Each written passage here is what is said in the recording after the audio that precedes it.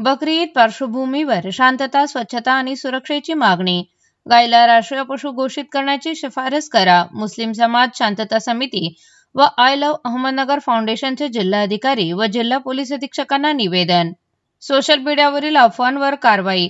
नमाजवेळी चोख बंदोबस्त आणि स्वच्छता व्यवस्थेची मागणी.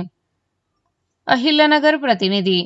गुरुवारी दिनांक 28 मे रोजी साजरी होणाऱ्या बकरी ईद सणाच्या पार्श्वभूमीवर शहरात शांतता, कायदा सुव्यवस्था आणि सामाजिक सलोखा कायम राखण्यासाठी प्रशासनाने विशेष उपाययोजना कराव्यात. तसेच भारताच्या कृषीप्रधान संस्कृतीत गायीला असलेले महत्त्व लक्षात घेऊन तिला राष्ट्रीय पशु घोषित करण्याबाबत केंद्र सरकारकडे सकारात्मक शिफारस पाठवावी, अशी मागणी मुस्लिम समाजाचे प्रतिनिधी, शांतता समितीचे सदस्य आणि आय लव्ह अहमदनगर फाउंडेशनच्या वतीने करण्यात आले आहे.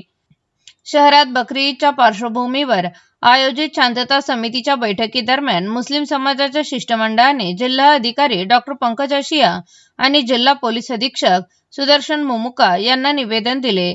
यावेळी आय लव्ह अहमदनगर फाउंडेशनचे अध्यक्ष साहेबान जहागीरदार, माजी नगरसेवक समद खान, मौलाना शफीक कासमी, सामाजिक कार्यकर्ते खालिद शेख, अकबर अली शेख, नईम सरदार, संजू जहागीरदार, मोहसिन शेख यांच्यासह विविध मान्यवर उपस्थित होते.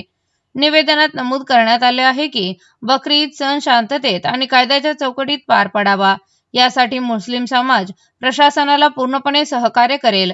मात्र सणाच्या काळात काही समाजकंटक सोशल मीडियावर खोट्या किंवा जुन्या पोस्ट व्हायरल करून वातावरण बिघडवण्याचा प्रयत्न करतात. त्यामुळे व्हॉट्सअप, इंस्टाग्रामसह विविध सोशल मीडिया प्लॅटफॉर्मवर सायबर पोलिसांनी आधीपासूनच लक्ष ठेवून अफवा पसरविणाऱ्यांवर कठोर कारवाई करावी, अशी मागणी करण्यात आली आहे.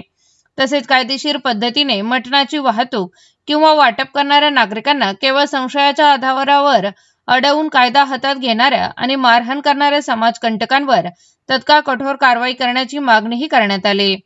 मुख्य नमाजाच्या वेळी शहरातील ईदगाह आणि प्रमुख मशिदी परिसरात पुरेसा पोलीस बंदोबस्त ठेवण्याचे आवाहनही प्रशासनाला करण्यात आले आहे.